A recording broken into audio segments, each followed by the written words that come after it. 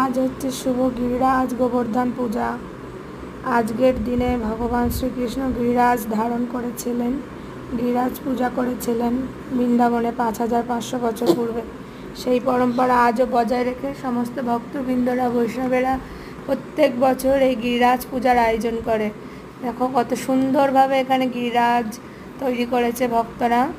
এই গিরিরাজের সমস্ত যে কুণ্ডগুলি, যত কুণ্ড আছে গিরিরাজের গোবর্ধনে বৃন্দাবনে, সেগুলো এখানে তৈরি হয়েছে। রাধা কুণ্ড, শ্যামকুণ্ড, সুরভি কুণ্ড, গোবিন্দ কুণ্ড, সমস্ত কুণ্ড, গাছপালা যেভাবে আছে।